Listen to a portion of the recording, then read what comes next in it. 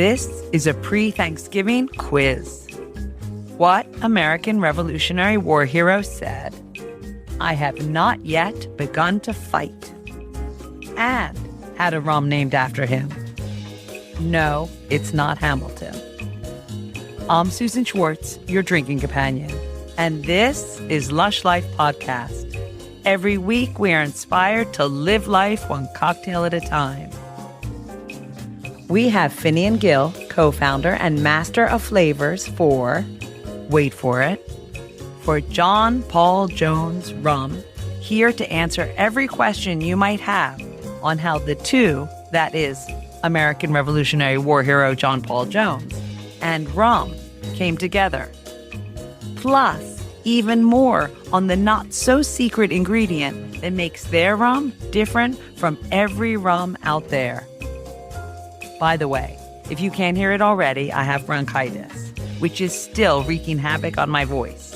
But it's been 2 weeks without a single episode, so bear with my voice, at least in the beginning and the end. I totally sound like me in the interview because I recorded that pre-cold.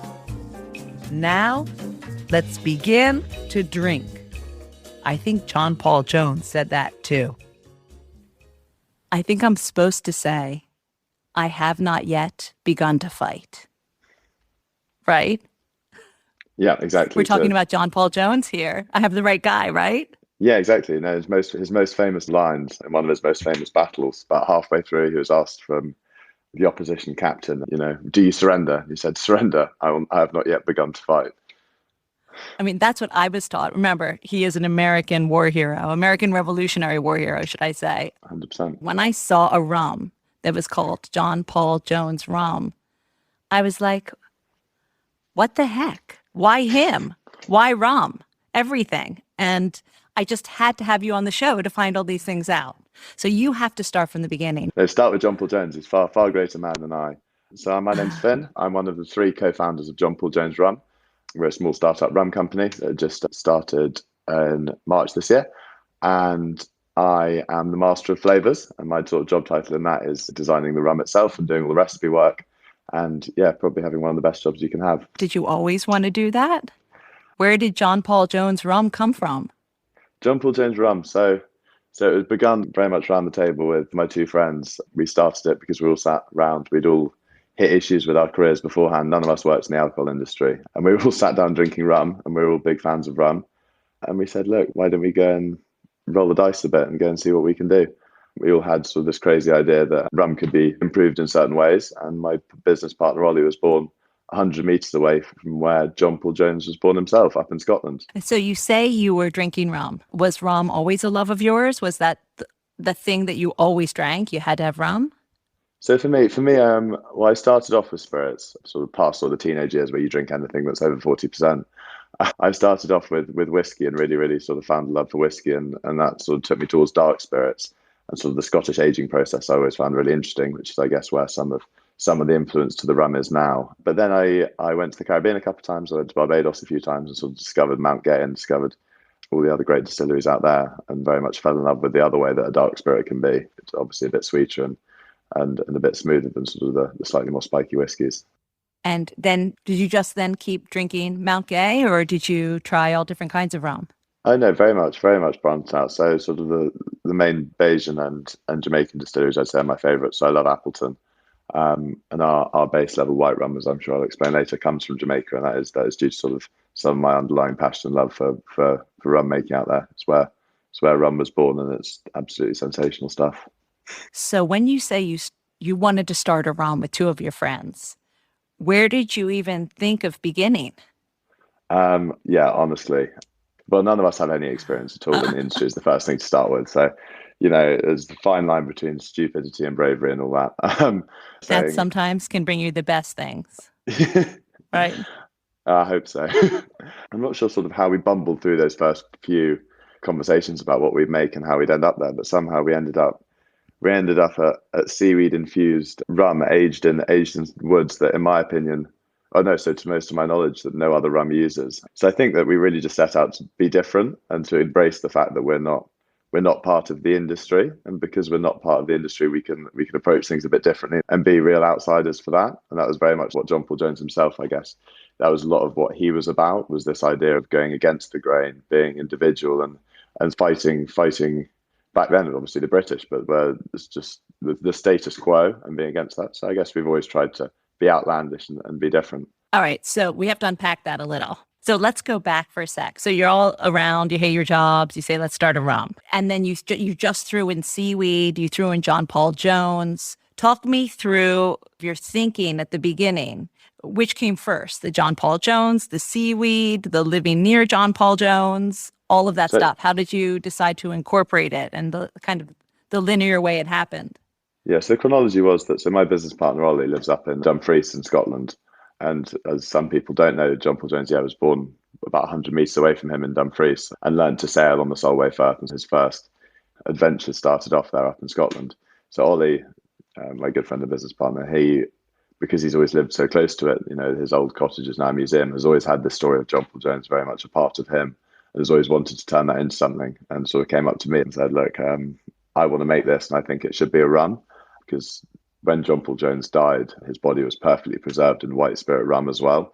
So obviously rum was the spirit to do John Paul Jones in. But he came up to me and said, look, I've got the story, I've got everything else, but I'm not that clued up on spirits. I had all of my experience was the other side of the bar, to the one that you'd hope. But I really went and tried to take some of his story and put it into the rum, which is, I guess, how we got to Seaweed, because obviously as a naval hero, and you have this abundance of seaweed growing or washing up on the shores in Scotland, it seems silly not to use what Mother Nature was providing for free. And there was this perfect accompaniment for rum in terms of flavour profile, because sweet and salty obviously go so well together. If you think of salted caramel and stuff like that, everything just seemed to align that seaweed had to be in there somewhere. Wait, we have to go back to the seaweed for a sec. Is it that Ollie was walking on the beach and he saw some seaweed and say, hey, let's throw this into rum? I mean, were you thinking about flavors and what could be different, and that you looked across and saw it? How we got there, so to be honest, because we were born out of lockdown, a lot of our flavour experimenting went on in my kitchen counter. We got a lot of things wrong, and I was trying to do something really conventional and do a sort of conventional spice rum. So I was playing with sort of nutmegs, cinnamons, all those sort of Christmas cake conventional spices. But then one day, that went wrong hundreds of times, and sort of tried some disgusting rums and said, I'm going to stop trying to replicate what other people do and do something different. And we always wanted to use some ingredient that came from Scotland, or some ingredient that came from the farm or from the estate that now is around where John Paul Jones was born. So honestly, I just sat down with Ollie and said, look, can you just describe me what is around? Because obviously we couldn't go, it was over lockdown. So, I'd be probably sat on a Zoom like this. I said, look, can you just, I'd been up there before, but, we ran through it and said, look, what's around? What wood's there? What grows on the shore? What do you have growing on the estate, et cetera, et cetera, et cetera. And then when he said seaweed, it sort of all clicked together that, that's an ingredient from the sea. It provides that salinity and that flavor profile that matches. And also I'd always, a sort of thing running alongside that works brilliantly is because we add peppercorns as well. You end up that we basically season our spirit. We add salt, we add seaweed that adds a saltiness, and we add peppercorns, obviously add the pepper, which if you in terms of anything with food, you'll always season it. So that's worked really well. That being a big foodie as well, we could season, we could basically, grind salt and pepper into our drink without exactly doing that. Without telling trade secrets, how did you get the seaweed into the rum? Did you put it in casks and add the seaweed into it? Or, I mean, if you're allowed to tell me, I don't know. Again, I don't know if that's a big secret. I can, no, it's not. No, I can tell you that. So after the aging process, we withdraw the spirit from the wood, and then we put it into a large container. And then at that point, we do a steep. So a lot of the way that we designed the recipe, or I did as well, was based on the gin revolution and what they did well. So what we do is then when we have this aged and already delicious rum, we then just get a mechanical tea bag almost and dip it into the spirit. And in that there is fresh ginger at food grade. So, no powdered ginger, no essences, just straight fresh ginger. Black peppercorns, again, non-crushed, again, how you get them in a grinder. And the Scottish seaweed that we've dried. And we literally just dip that in there for 24 hours and then withdraw it.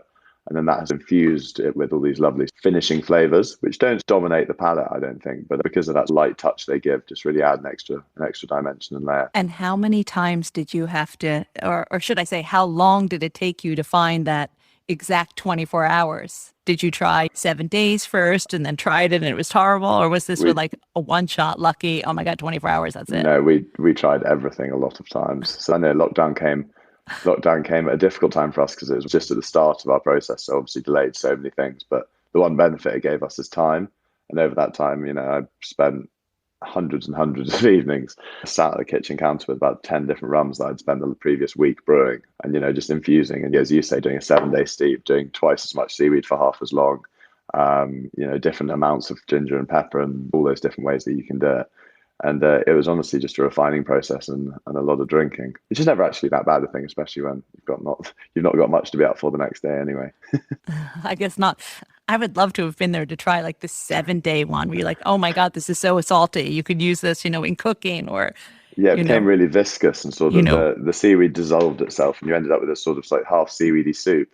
The while being really rich and sort of quite nice to have one sip of, you had about 3 and suddenly you're like, right, okay, I need to go lie down. It's quite intense. Or maybe the 7-day one you can turn into a mask, right? Yeah, really. Or turn to use it as a seaweed bath or something. Exactly. Not a bad bath. No, Seaweed and rum. So once you had your 24 hours, you think, this is going to be it. This is going to be your rum. What was your next step? Yeah, so when we found that recipe, we all sat down and sort of I'd done it myself and I sort of sent it over or brought it to Ollie and said, look, try Ollie and Jack and said, look, try this. I think we're there. And they sort of tried it and they're like, yes, that's absolutely delicious, perfect.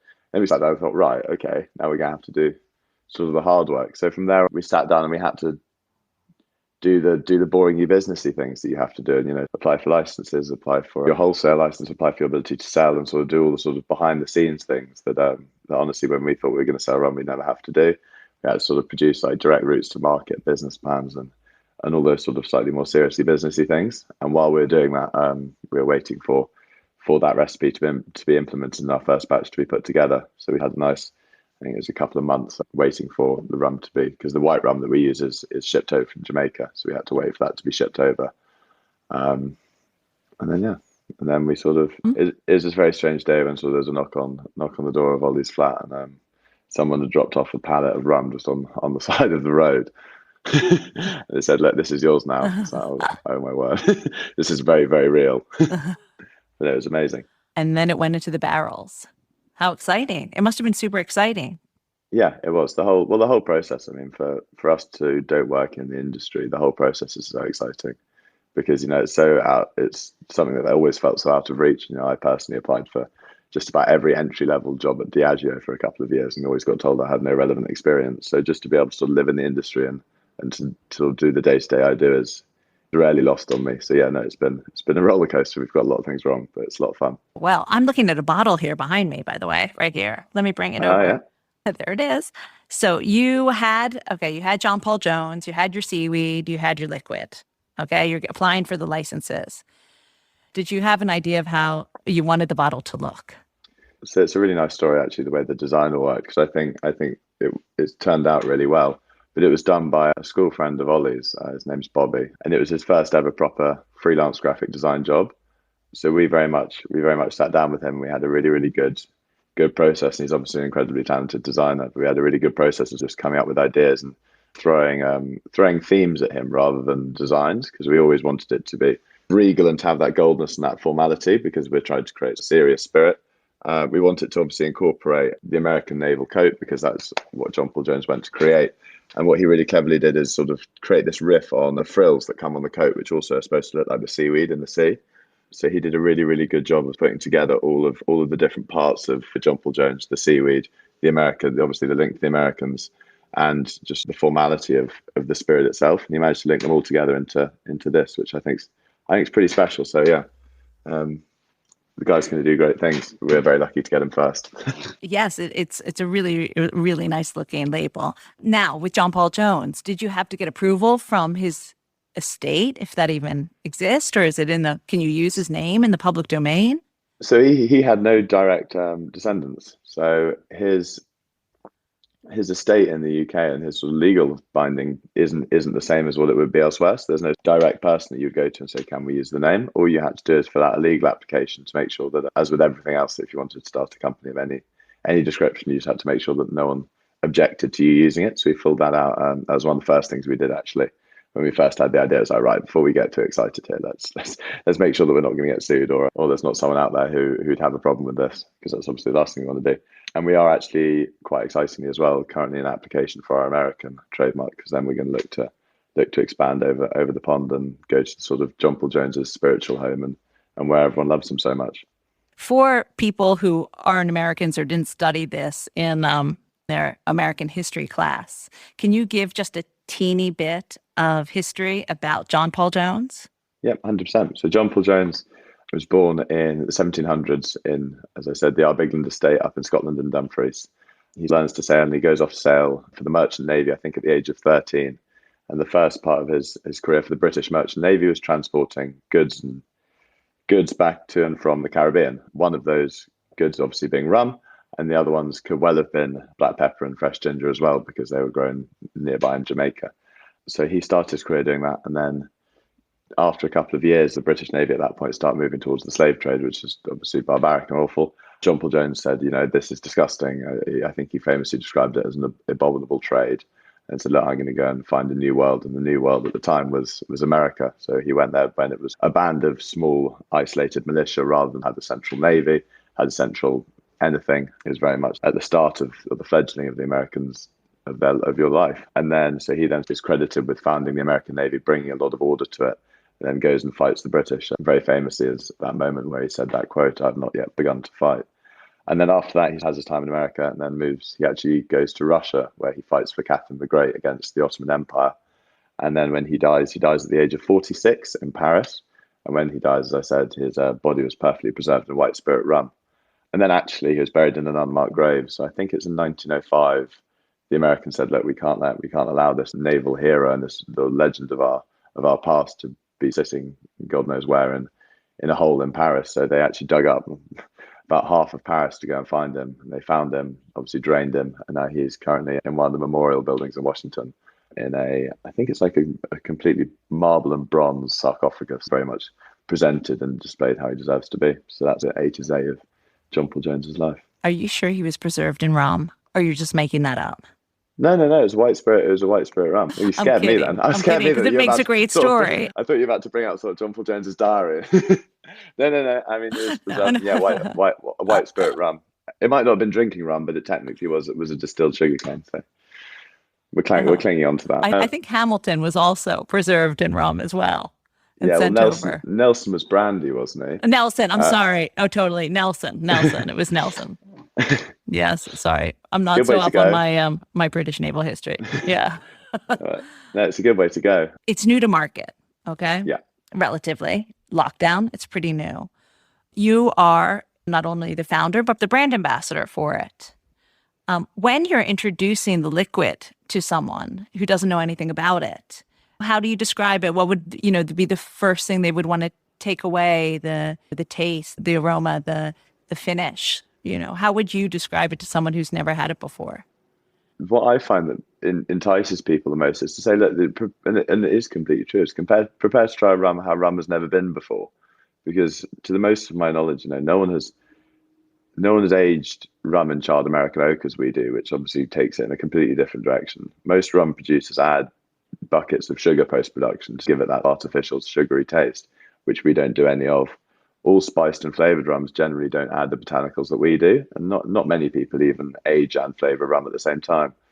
And there's very little of our feedback hasn't included the fact that it is different and it is unique, and that'd always be my way of doing it. Is I'd echo the second quote that John Paul Jones said, which is, "Those who will not risk cannot win," and put that forward and say, prepare to try something completely different. But if you don't try something different, you won't know if you like it. And do you think of it as a sipping rum or a rum to be used in cocktails, or both? Working backwards, sort of the way that we plan to make it, I think shows how we want people to drink it, which is that it's delicious neat and it's nice neat, but we're not precious about it. We're not a 60-year-old whiskey who says, if you drink this with anything other than a drop of water, then you're going straight to hell. It's a lovely spirit and it deserves to be drunk however you want to drink it. But we do think that if you enjoy it neat, then it will improve every other rum mix or rum cocktail that you make with it. It's a good start liking it neat. If you don't like it neat, then you're only hiding those flavors with whatever you're putting it with. Well, I have a neat in front of me.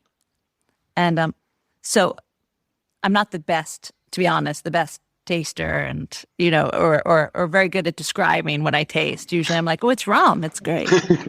Usually I say that about, oh, it's great, or whatever it is. And it does have, the caramelly smell. What would you want me to try and get out of it? To look out of it. So the first thing I try and do is try and see if you can notice the saltiness that doesn't come through the seaweed's influence, which doesn't come through as saltiness per se, but adds stickiness around the tongue and sort of makes it a bit viscous and a bit sort of, I wouldn't even say syrupy because it's not syrupy, but a bit thicker and a bit more luxurious in the mouth. On top of that, you'll obviously get all this classic sweetness. And I'd probably say the lightness and the way that, for a dark rum that has been aged for in the way that it has with sort of the aggressiveness of wood that's used, it's really light and it's quite delicate. And that allows us, because we use it in tonics, we use it in mojitos and the places where white rums normally are used. And the other thing I'd say is that to notice the fact it's quite dry, again, for a rum, is that even though it has that sort of butterscotchy feeling, it's not overly sugary. And again, that's A, because of the wood, and B, also because of the lack of sugar that we add. And those would probably be the bits that I would say the most characterizing. And maybe actually a lot of people can either pick up one of the ginger or the pepper on the finish. So after you've had a sip, your throat will remain warm, and that's sort of, I like thinking sort of that warming gingeriness, which always reminds me of those teas your mum would make you if you're ever ill, sort of ginger and honey and stuff like that. You get that sort of nice warming effect down the throat. I definitely have that. I feel that. Now, so the home bartender or someone who's just trying to start making cocktails at home, they get a bottle. What would you think would be the first cocktail that they should try it with after they've had it neat? I think the best place to go with it, there's two ways you could go with it. And I think both are brilliant and both improve, obviously, depending on what spirit you're replacing, those cocktails. The first one I do is an old fashioned, because it's sort of, you're moving that next step away from neat. You're then saying, okay, we're going to add a little bit to it. And all I would do is I just add half as much sugar as you normally would, because obviously rum is sweeter than bourbon. And yeah, just really enjoy that and run with it, because the seaweed and those savory elements to the rum make it really interesting and really, really different to a normal old fashioned, while still sort of hitting those notes you'd expect.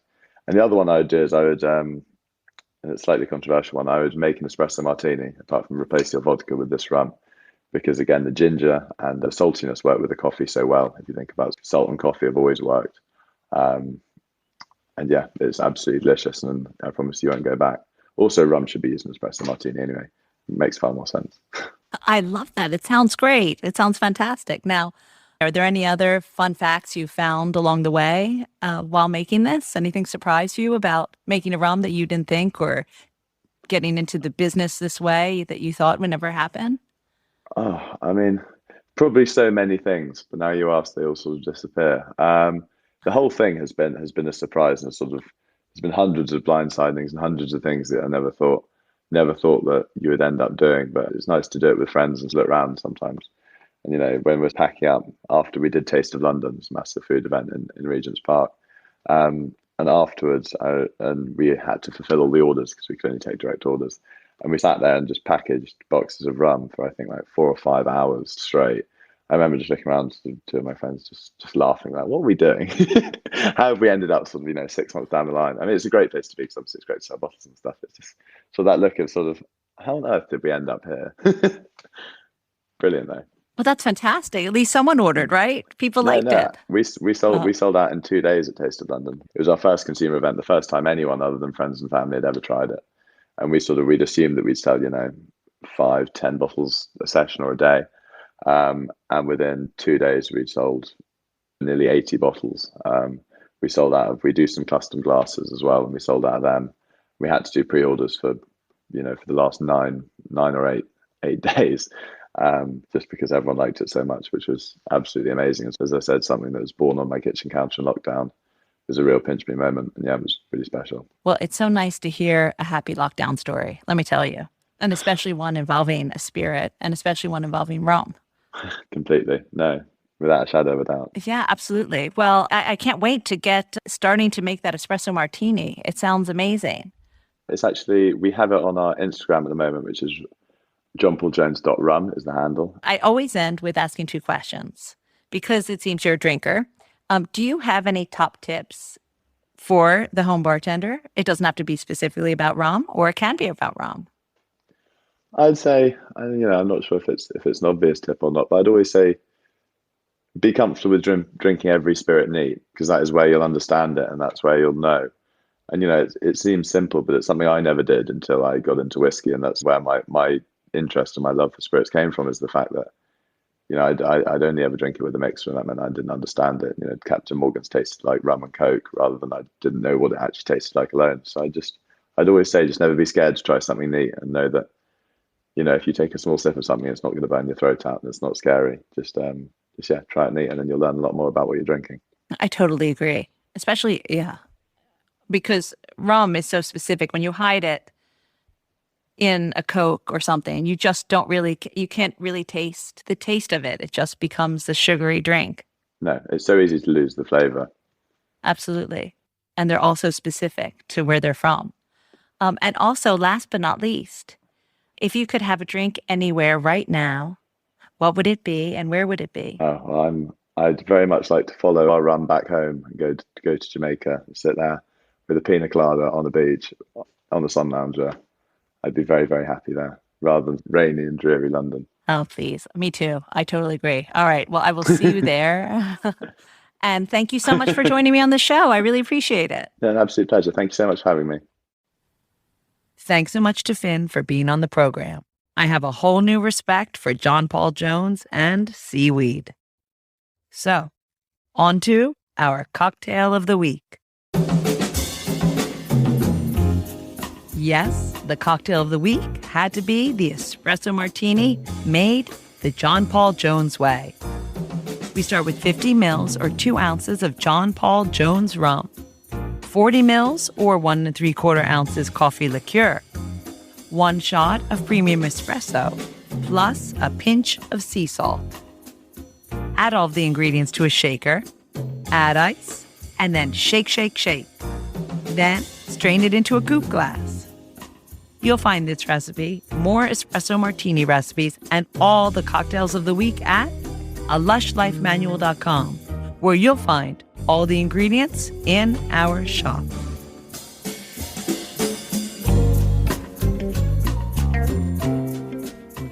So, coughing for 3 weeks and losing your voice for 2 is pretty exhausting. So now it's time for some R&R. Can't wait to get on that plane. So if you live for Lush Life, make sure you head out to the bars and restaurants you love and tell them how much you love them. Theme music for Lush Life is by Steven Shapiro and used with permission. And Lush Life is always and will be forever produced by Evo Terra and Simpler Media Productions. Which leaves me to say the wise words of Oscar Wilde: all things in moderation, including moderation, and always drink responsibly. Next time, we're heading to Yorkshire to discover what Catherine and Heathcliff might have served on those long, hot summer nights.